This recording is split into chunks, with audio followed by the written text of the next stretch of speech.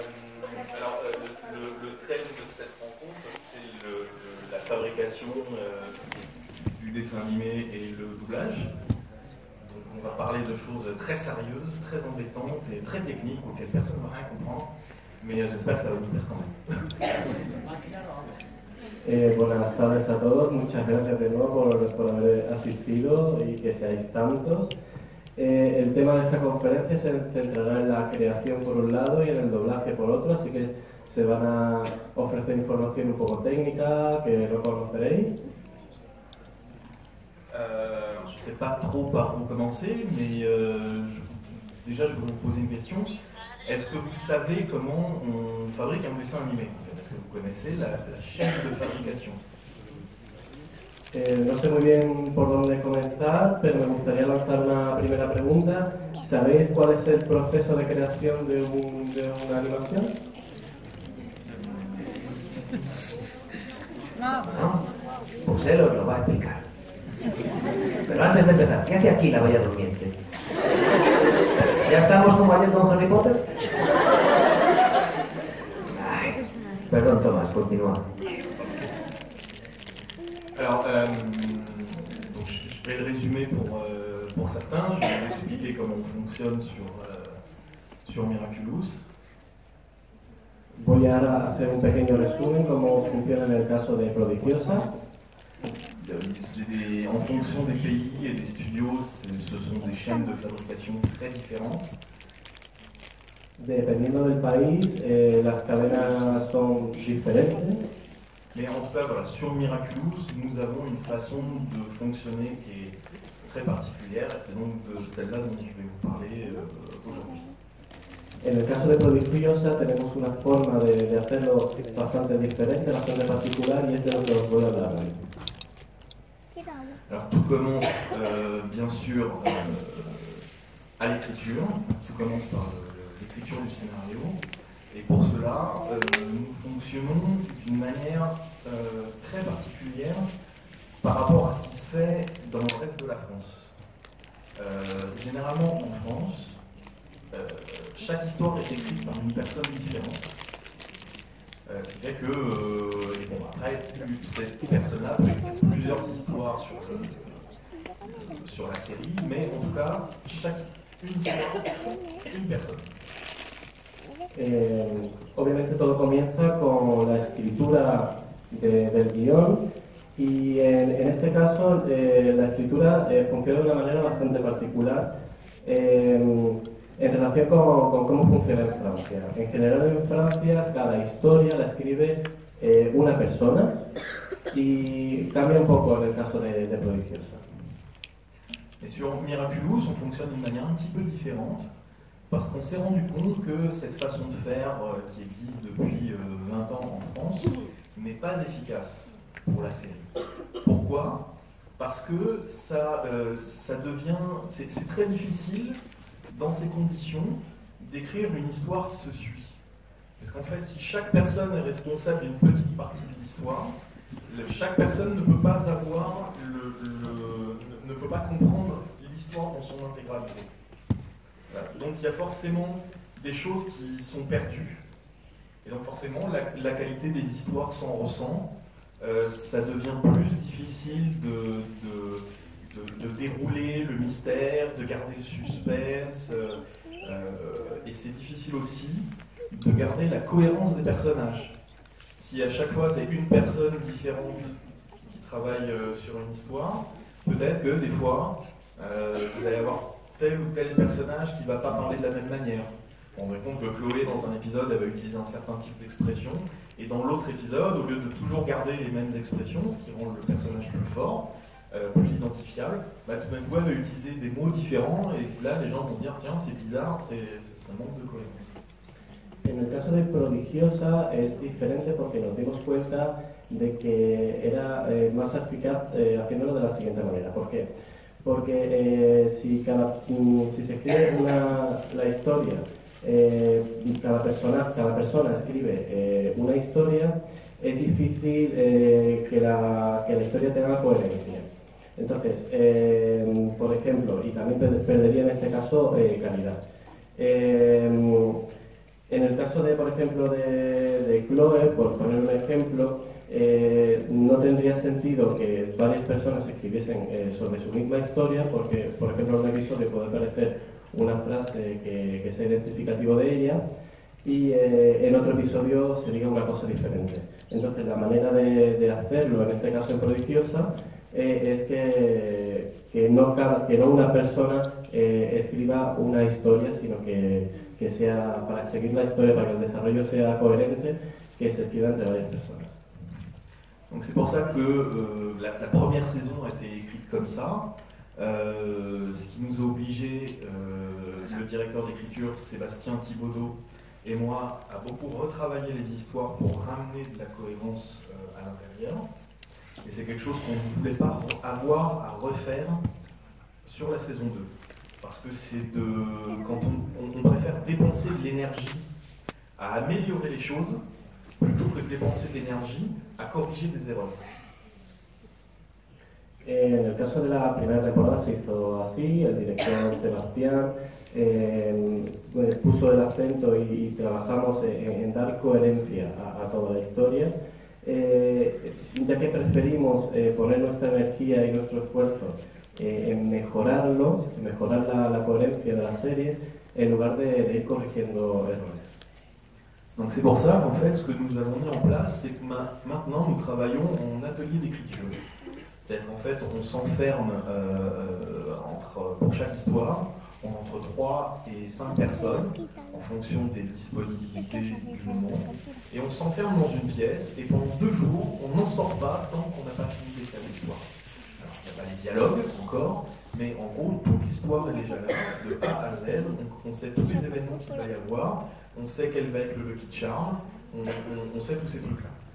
Et donc, et au bout de 2 jours, voilà, on sort de la pièce, on s'est crié dessus, on a bien rigolé, on sort, on est tous fatigués, on est tous en sueur, mais ça y est, l'histoire est là. Por eso, ahora lo que hacemos es que hemos creado un taller de escritura, en el que nos encerramos todos, somos alrededor de 4 o 5 personas, en función de la disponibilidad de cada uno, y durante 2 días de ahí nos salimos,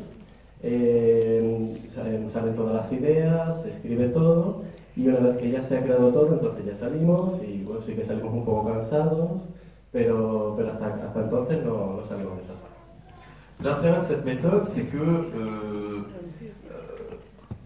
pour ceux qui écrivent ou qui dessinent, je suis sûr que vous comprenez ça, quand on se retrouve seul face à une page blanche, des fois on bloque, on ne sait pas comment avancer, on ne sait pas trop de retour.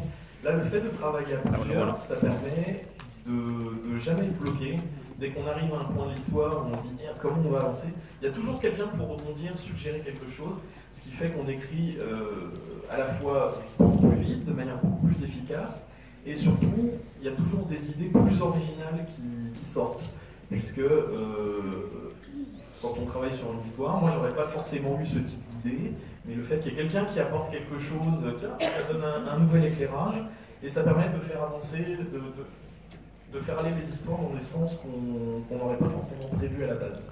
Et ça donne une bien meilleure qualité, on travaille de manière beaucoup plus rapide et ça donne toujours des histoires surprenantes. ¿Por qué se hace así? Porque comprenderéis el miedo que es enfrentarse a una página en blanco y el miedo también a bloquearse en ciertos momentos. Por eso, si hay varias personas que conforman el equipo, si alguien tiene algún bloqueo, pues siempre hay otra persona que aporta nuevas ideas y eso hace que la historia, que la creación de las historias se haga de manera mucho más eficaz, mucho más rápida, que se aporten ideas originales y yo, por ejemplo, puedo tener un bloqueo y otra persona puede aportar una idea y eso hace que tenga su continuidad. ¿Vale? Avanza mejor la serie y se aporta mucha mejor calidad y se avanza de una manera mucho más rápida. Alors, je suis un peu long sur l'écriture, mais parce que l'écriture, c'est vraiment la partie majeure d'une œuvre. Enfin, c'est ce qui contient le sens de l'histoire, donc c'est forcément quelque chose auquel il faut faire extrêmement attention toujours. Me centro principalmente en la escritura porque es el grueso realmente de la historia, lo que aporta el sentido y por eso le presto bastante atención. Une fois que les scénarios sont écrits, là on rentre dans ce qu'on appelle la phase de pré-production, c'est-à-dire tout ce qui est travail préparatoire avant l'animation. C'est-à-dire, bien entendu, les storyboards. Les storyboards, je ne sais pas si certains d'entre vous doivent savoir ce que c'est. Je vais expliquer ça vite fait. En gros, c'est une petite bande dessinée de l'épisode. Voilà. C'est en quelques vignettes, on choisit, dialogue par dialogue, action par action, si à quel moment on fait un gros plan, si on fait un plan large. Là, est-ce que les personnages vont courir, est-ce qu'ils vont sauter, est-ce que la caméra les suit ou pas, est-ce qu'on fait plutôt un plan sur la personne qui écoute ou sur la personne qui parle. En gros, c'est toute la mise en scène de l'épisode, un petit peu comme une bande, sous forme de bande dessinée.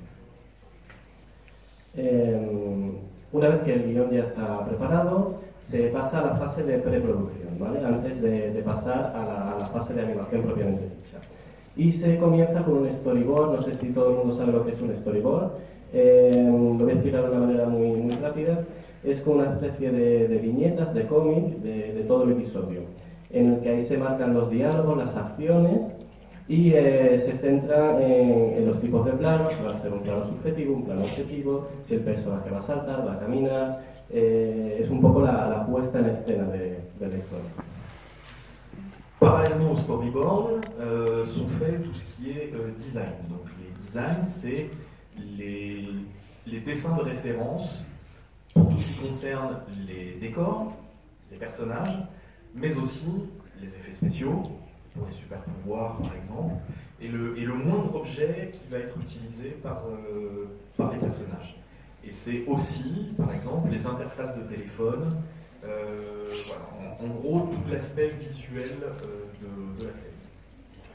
Y paralelamente a la creación del storyboard se crea el diseño de referencia que se va a utilizar, el decorado, los efectos especiales, la creación de los objetos que van a utilizar los personajes, y también la interfaz para los teléfonos, todo lo que tenga que ver con el aspecto de diseño, el aspecto visual. Parallèlement à ça, on enregistre aussi ce qu'on appelle des scratch voices, des voix maquettes. C'est-à-dire que nous avons deux comédiens, deux doublages, un qui fait les voix des garçons, une qui fait les voix des filles, et en fait on enregistre les voix, une première fois les voix de l'épisode. Ce ne seront pas les voix définitives, c'est des voix préparatoires, ça nous permet de tester les choses et ça aidera les animateurs a animer les personnages. Paralelamente al proceso anterior, se hace la grabación de las maquetas de las voces, ¿vale? Se eligen a un actor femenino y a una actriz femenina, masculino y femenino, perdón, y se graban las voces por primera vez para el episodio. Estas no van a ser las voces definitivas, es una prueba que sirve de ayuda a los animadores para hacer pruebas y que ayuda también a la creación de los movimientos de la boca de los personajes. L'intérêt de faire des voix maquettes, c'est que si à un moment on se rend compte qu'en fait ce serait plus intéressant de jouer l'histoire de telle ou telle manière, on peut encore changer les dialogues et on peut encore changer la façon de jouer les personnages. Ce qui ne serait pas possible si on travaillait à partir de voix définitives. Ce qui se fait par exemple sur les longs métrages d'animation, où on fait venir des comédiens célèbres, par exemple, qui jouent le scénario sans l'image. Voilà. À partir du moment où ils ont joué le truc, on est obligé de se conformer à ce qui a été fait et on ne peut plus changer. Nous, comme on a des voix maquettes, ça nous permet de changer le jeu des acteurs quand on veut. ¿Por qué se hace así con voces de maqueta?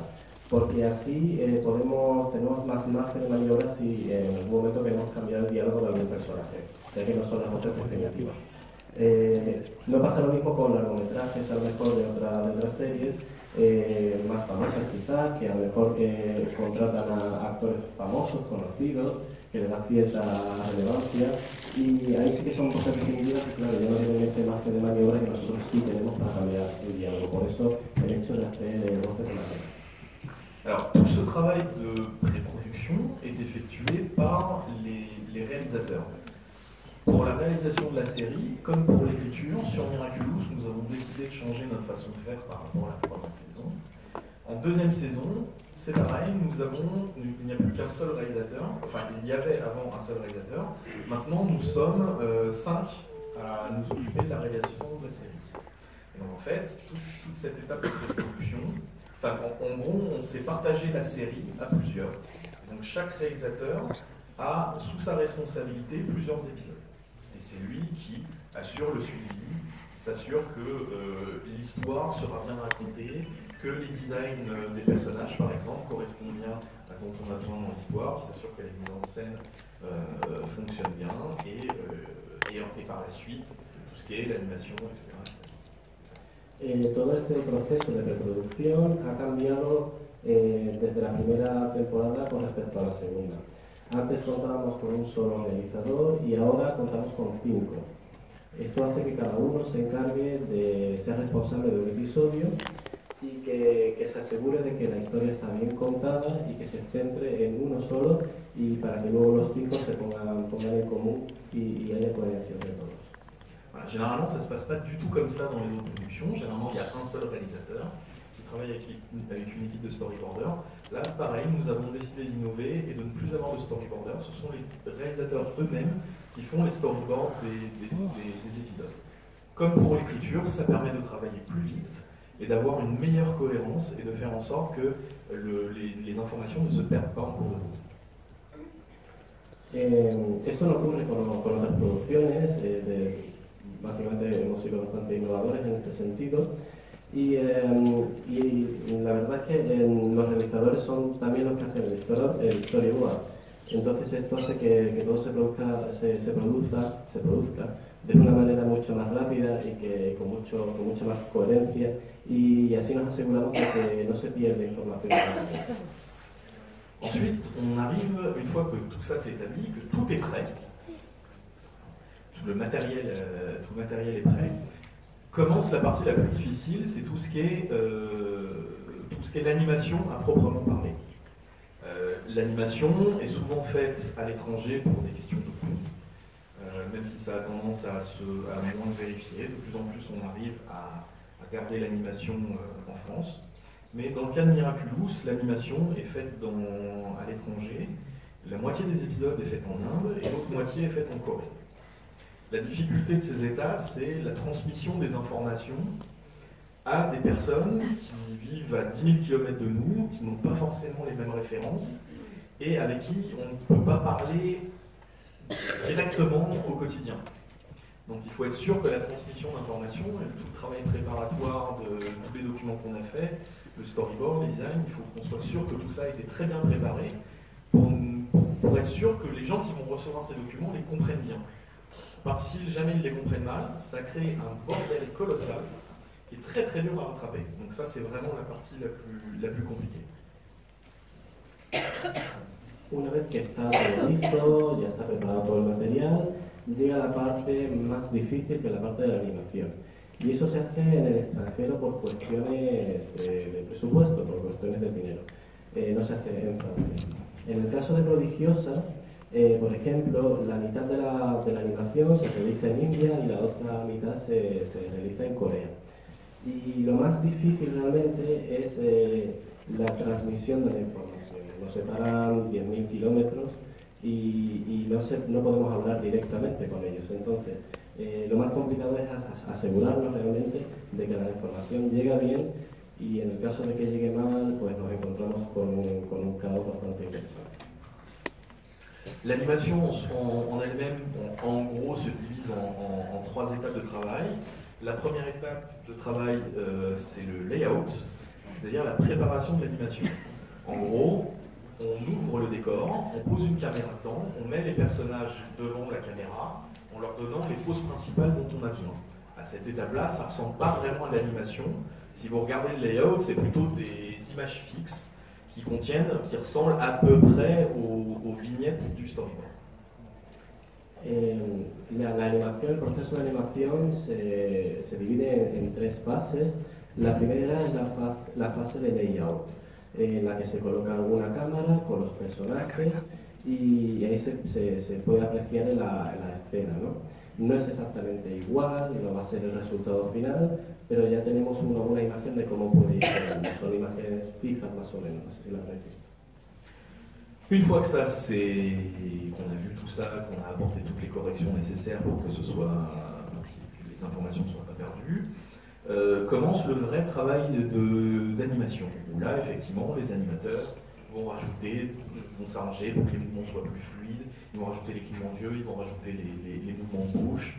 Voilà, donc ça c'est un travail très long aussi, mais ça je pense que vous voyez à peu près ce que c'est ce que vous voyez à l'écran, c'est la façon dont bougent les personnages, mais aussi les caméras, parce qu'une caméra, ça s'anime aussi, il faut savoir rajouter des petits amortis quand il faut, faire des belles courbes avec pour que le mouvement soit fluide.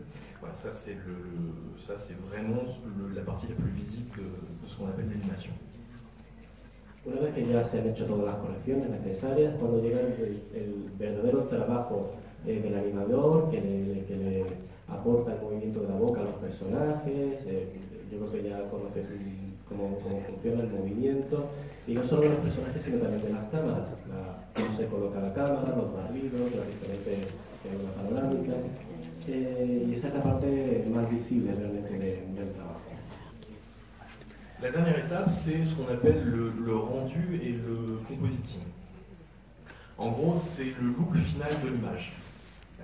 C'est là où on va appliquer tous les effets de lumière, les textures sur les personnages, les reflets, les ombres, et tout ce qui est effets spéciaux, c'est les éclairs, les super pouvoirs, les destructions, les fumées, et des trucs comme ça. Voilà, ça c'est assez marrant à faire. On s'amuse bien, on rajoute des petites bêtises de temps en temps, on s'amuse. Voilà, ça c'est fun et c'est ce qui donne l'image finale de ce que vous connaissez. C'est assez pratique de temps en temps. Voilà, quand on a une animation qui est un petit peu pourrie, un petit peu ratée, voilà, hop, on fait trembler un peu la caméra, on rajoute un peu de flou, on met un éclair, hop, vous avez rien vu, vous avez l'impression que c'est super beau, alors qu'en fait on a complètement raté notre coup à la base. Y la última fase es la fase de renderizado y de composición. Y ahí es donde se añaden los efectos de luz, de textura de los personajes, de reflejos, de las sombras, los efectos especiales de los superpoderes. Y es la parte más divertida, más graciosa. De hecho, a veces que metemos alguna tontería por ahí suelta, o por ejemplo, si la cagamos en algún momento, pues metemos algún efecto por ahí, se camufla y parece que queda todo muy bien. Et une fois que l'animation est finie, donc on a toute l'image finale, on arrive à ce qu'on appelle la post-production, et moi c'est ce que j'appelle les vacances. Y una vez que se acaba todo el proceso de producción, de animación, llega el proceso de postproducción, que es lo que yo llamo vacaciones. La post-production, c'est tout ce qui concerne le montage, mais aussi tout ce qui est le doublage des voix, le travail des effets sonores, les bruits de pas, les bruits de voitures qui passent, tout ça, et le travail de la musique. C'est tout ce qui concerne le son, le montage, le rythme. Et ça, c'est quelque chose sur lequel j'aime beaucoup travailler et qui est très agréable à faire. Y en el proceso de postproducción se trata el montaje realmente, el doblaje, los efectos sonoros, aquellos ruidos, las músicas, todo lo que tenga que ver con el sonido. Y esa es una parte, la verdad, que me gusta mucho. C'est pour ça que j'appelle ça les vacances, parce que j'ai plus l'impression de travailler à ce moment-là. C'est vraiment la partie la plus agréable du travail, mais c'est aussi paradoxalement la part la plus importante. Parce qu'une fois que l'image est finie et qu'on commence le travail sur le rythme, c'est là où en fait l'épisode prend vraiment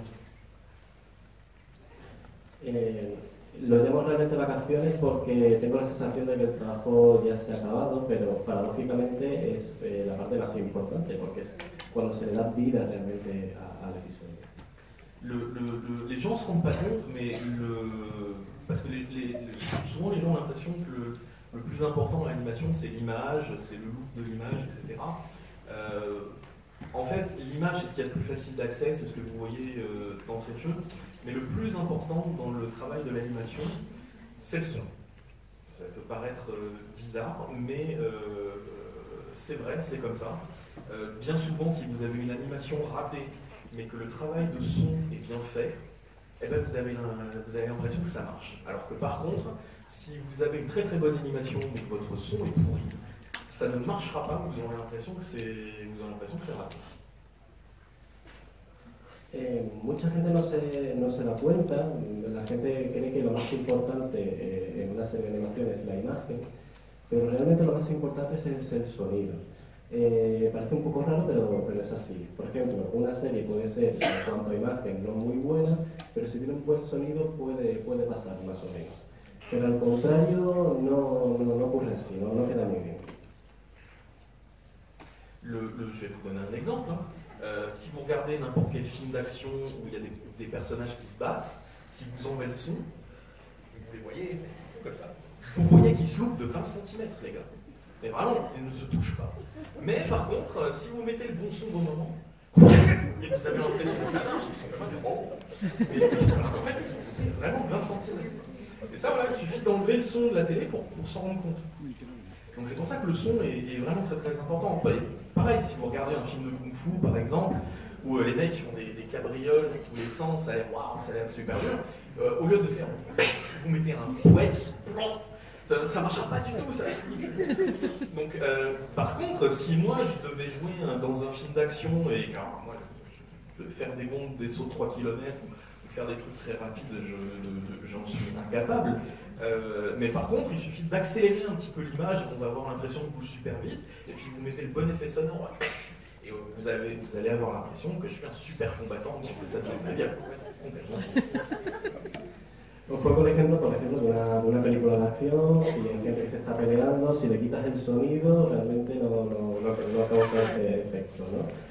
Por ejemplo, se están peleando a 20 centímetros, realmente no se están pegando, pero el sonido es el que le da sentido, el que le da la fuerza a la película. O por ejemplo, una película de Kung Fu que hace mil movimientos y el sonido realmente es importante. Por ejemplo, si yo tuviese que hacer una película de acción y que tuviese que pelearme con alguien, cosa que sería incapaz, pues por ejemplo le daría más velocidad a la imagen y intentaría jugar con ese tipo de historias para que realmente quedase algo chulo. Et ça, c'est valable que ce soit pour les effets sonores, mais c'est aussi valable pour le doublage et pour la musique. La musique est un redoutable dictateur. La musique, en fait, on s'en rend pas compte, mais c'est ce qui va vous dicter les émotions que vous allez sentir. Si on vous met une musique triste, vous pouvez prendre exactement la même image en fonction de la musique qu'on va vous mettre. Vous n'allez pas l'apercevoir de la même manière, vous n'allez pas ressentir les mêmes émotions. C'est quelque chose auquel on ne peut pas échapper. Le cerveau humain est programmé pour réagir à la musique. Donc ça, c'est pour ça que le travail de la musique est toujours très très important pour les œuvres audiovisuelles. Y lo mismo ocurre con el doblaje y con la música. La música realmente es la que marca, la que dicta las emociones que nosotros vamos a sentir. Si ponemos una música triste, vamos a sentir unos sentimientos, y una música alegre, pues otros sentimientos. Y el cerebro realmente está programado para que cuando escuchemos una música nos evoque ciertas emociones. Et donc je parlais du doublage, il en va du doublage comme pour le reste. La voix des comédiens est extrêmement importante parce que c'est eux qui vont vraiment donner vie aux personnages et qui vont dicter la façon dont vous allez les percevoir. Vous verrez bon nombre de fois, c'est ce que j'explique aux comédiens sur un plateau de tournage. Des fois l'animation est un petit peu ratée et l'expression n'est pas forcément bonne sur le visage, mais je l'ai laissé passer. Pourquoi? Parce qu'en fait il suffit que le comédien le joue avec la bonne intention et ça marchera, vous aurez eu l'impression que le personnage était triste, alors qu'en fait l'émotion qu'il y avait sur son visage n'était pas du tout la bonne émotion à la base. Donc ça c'est quelque chose de primordial. Le son prend toujours le dessus sur l'image. Donc mais ça, je pense que je vais laisser Jesus vous en parler parce que c'est son métier, il le connaît bien mieux que moi. Mais voilà, quand il s'agit de donner vie au personnage, la voix fait un travail tellement primordial que ça prend vraiment le pas sur tout ce qu'on peut dessiner ou tout ce qu'on peut mettre en image. Y en cuanto al doblaje, la voz es realmente importante. Porque dicta la forma en la que nosotros percibimos a esos personajes. Yo muchas veces les digo a los actores de doblaje que aunque en el rostro de algunos personajes no se perciba ese sentimiento, es esa voz que le aporta el actor de doblaje, por ejemplo de tristeza, pues sí que le devuelve esa carencia que a lo mejor en el rostro no se aprecia, y eso es algo primordial, ¿no? En el sonido. Y bueno, eso se lo voy a dejar a esta parte, quizás mejor que la responda Jesús, que es el actor de doblaje, pero igualmente eso, insistir en que la voz es realmente importante en el proceso de creación de la serie. Y cuando él se va de vacaciones, a mí me toca currar. He empezado a hablar y se ha caído el cartel. Sí, bueno, yo os voy a hablar un poquito del tema del doblaje. Antes de nada, antes de que se me olvide, deciros que en el caso de Ladybug está muy bien animada, con lo cual nos da muchas pistas. Yo antes en una entrevista he dicho que la animación es distinta al doblaje real, porque la animación tiene sus cosas buenas y sus cosas malas, y el doblaje real tiene sus cosas buenas y sus cosas malas. La animación muchas veces solo tienes boca que hace así y poco gesto, entonces es más complicado. En el caso del Ladybug, afortunadamente no, nos da muchas pistas, la animación está muy conseguida. Tenemos cientos y cientos de expresiones distintas, tanto de Cat Noir como de Ladybug, como de todos los personajes, por lo cual es mucho más fácil el doblaje. Eso quería que quedara claro. En cuanto al proceso de doblaje, muy sencillo. Él se va de vacaciones, yo curro. Primero al estudio le llega el material. En el caso de Ladybug no trabajamos con la copia terminada. Tenemos una primera beta con las primeras voces, como ha dicho él, no las definitivas, pero bueno, tenemos eso. Tenemos los guiones y el estudio ya se lo da al traductor, el traductor o traductora traduce y se lo pasan al director. Nosotros ya tenemos el elenco fijo, no hay problema, se les convoca, se les llama. Oye, ¿puedes venir el martes a las 9? ¿Puedes? Ah, pues sí, vale, pues mira, tienes 50 takes, un par de horitas, 2 horas y media. Y ahí vamos cada uno a hacer lo nuestro, porque hoy en día el doblaje se hace, el 90% se hace en banda. Banda quiere decir que no estamos todos juntos en el atril. Cada actor o cada actriz dobla lo suyo solito en la sala. Luego eso se mezcla y como todos somos muy buenos, queda estupendamente. Y queda todo como muy maravilloso. Entonces eso, nos convocan, nosotros hacemos nuestro doblaje. ¿Qué podemos tardar en doblar un capítulo de Ladybug? Pues como no es algo muy largo, no son películas de hora y media, son episodios más bien cortos, pues doblar Ladybug resulta relativamente fácil, sobre todo con nosotros, en nuestro caso, que ya llevamos, esta es la segunda temporada y le tenemos bastante bien cogido, le tenemos cogido muy bien el punto a cada personaje.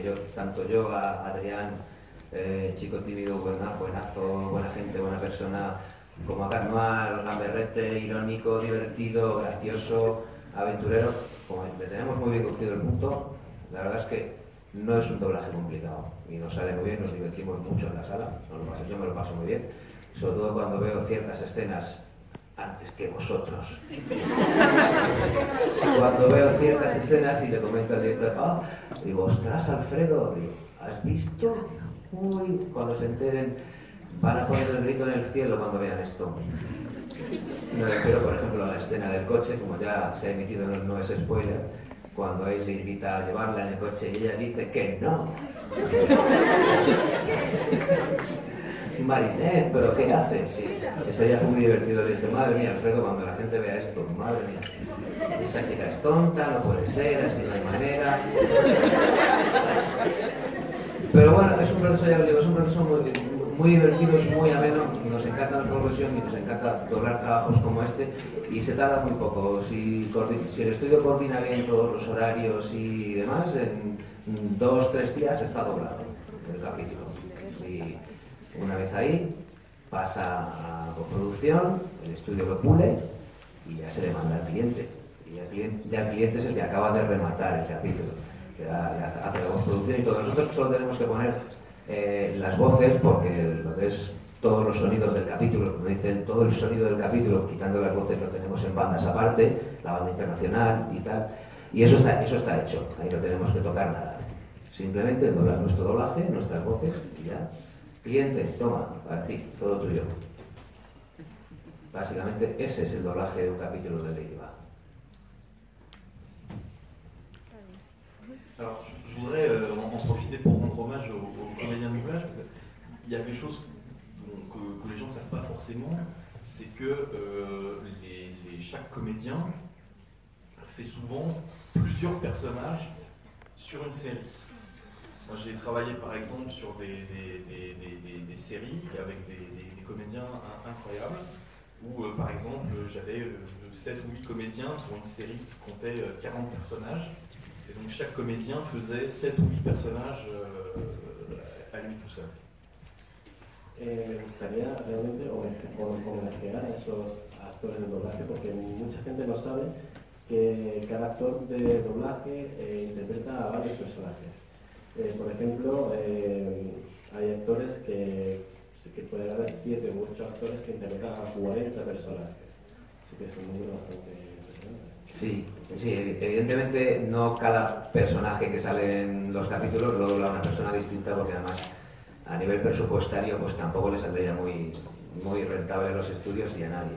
Entonces, hay gente que hace en cada capítulo 2, 3 y hasta 4 voces. El mismo director, Alfredo hace varias cosas. Alfredo hace el maestro Fu y varias cosas más. Un malo que le vaya a él bien la voz, puede ser un capítulo, pues se lo hace él. Pero lo hacemos también que no os dais cuenta, que no. Pues eso. De eso se trata este juego, de engañaros y de saber engañaros y de engañaros bien, para que os lo creáis. Pero sí, es cierto, no se puede. Entonces hay gente, actores y actrices, que tienen que doblar, triplicar personajes, que tienen que hacer más de uno, más de dos. Hombre, evidentemente los protagonistas y los fijos de la serie no. Pero todo lo que sea invitado, gente que venga nueva, etcétera, etcétera, etcétera. Sí, o algún, digamos, semi-protagonista de estos que sí que están en la escuela, pero que hablan poquito en cada capítulo, o en un capítulo no hablan directamente o no salen, pues ese semifijo sí se puede hacer en un capítulo más de un personaje y no pasa nada porque nadie se va a enterar, no se va a notar. Gracias, Thomas, por el apoyo. Non, c'est vrai que c'est ça qui est fabuleux quand on est réalisateur, c'est de pouvoir assister à ça et de pouvoir voir cette magie en direct. Ça m'est arrivé par exemple je me rappelle sur une série précédente, je me suis retrouvé sur le plateau avec une comédienne qui en fait sur cet épisode, c'est elle qui faisait en fait les épisodes qui étaient les personnages qui étaient en jeu dans cet épisode étaient doublés par la même comédienne, quasiment tous. Donc en fait c'était un épisode qui durait 10 minutes et il y avait quasiment qu'elle à la barre. Donc en fait elle est arrivée à la barre, on a déroulé l'épisode et elle se donnait la réplique à elle-même en changeant de voix, en faisant 4 ou 5 personnages à la voix. Et c'était incroyable, et en plus elle découvrait l'épisode, c'est-à-dire qu'elle n'avait même pas lu le scénario avant, elle voyait juste le texte défiler à l'écran et elle voyait l'image, et elle se donnait la réplique comme ça, mais elle connaissait tellement bien les personnages qu'elle était capable de prédire à l'avance la façon dont les personnages allaient se comporter et se donner la réplique elle-même. Et il faut le voir pour le croire, parce que si vous regardez l'écran dans lequel il y a les personnages, vous ne pouvez pas deviner que c'est la même personne qui fait la voix. Et puis là, vous vous retournez, puis vous la voyez, et puis elle est là. Et en doublant, en plus, comme les comédiens sont tellement dans le personnage, vous pouvez voir que sur leur visage, ils ne jouent pas de la même manière, ils changent d'expression en fonction du personnage qu'ils doublent, s'ils rentraient dans le personnage. C'est vraiment magique et vraiment, si vous avez l'occasion un jour d'assister à ça, je vous le recommande chaudement, c'est vraiment impressionnant. Donc vraiment, les comédiens de doublage, pour ça, moi je trouve ça très très grands acteurs, injustement, voilà, on parle souvent des comédiens qui apparaissent à l'écran, mais les comédiens de doublage ont cette capacité d'être des caméléons qui est absolument impressionnante, et je trouve qu'on leur rend pas assez souvent hommage. Ahora, tradúcelo todo si tienes huevos.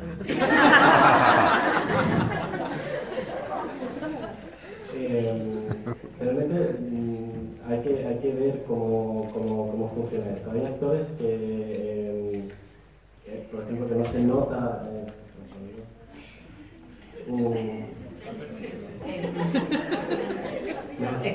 Aquí habré dicho nada. Que es algún proceso realmente mágico. Me ocurrió con una serie en la que una actriz, por ejemplo, hacía todos los personajes de una serie. El episodio duraba 10 minutos y ella pues interpretaba a todas las voces de los personajes. Y es algo realmente increíble porque cambiaba la voz para cada uno de ellos.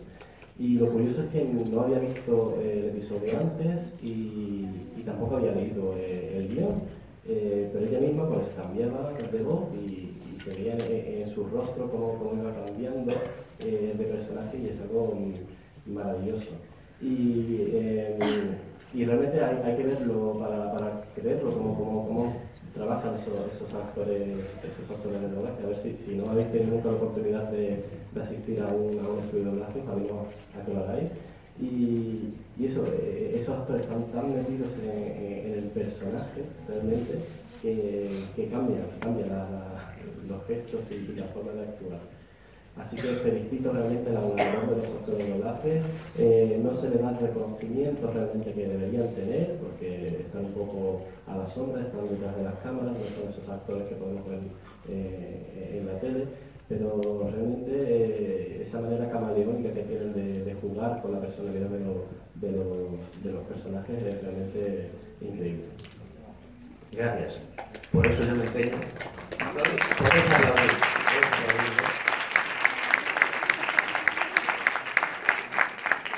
Por eso yo, siendo actor de doblaje, aunque el anonimato, como dicen, es inherente a nuestra profesión, soy de los que se empeña en que la gente nos conozca, porque mucha gente nos quiere conocer, quiere saber quién hay detrás de ese trabajo. Así que soy absolutamente partidario. Estamos poco reconocidos, es cierto, y en España menos todavía, porque os puedo decir que en España ganamos la mitad, como poco, de lo que ganan en el resto de Europa, en los países donde se dobla. Los actores de doblaje alemanes ganan más, los italianos ganan más, los franceses ganan más, ganan 2 y hasta 3 veces más que nosotros. Pero bueno, no pasa nada, ya lo sabía cuando me metí en esta profesión. Así que lo asumo. Y si es cierto, en animación, sobre todo cuando es animación más sencilla, más para gente más pequeña, si hay que hacer 4 voces, un solo actor o una sola actriz, se hacen 4 voces, no pasa nada. La animación te lo permite, hasta cierto punto.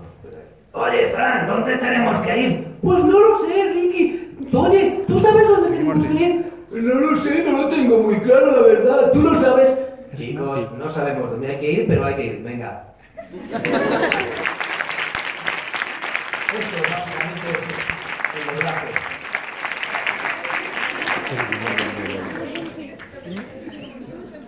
Después de esto ya me puedo retirar, me voy a casa.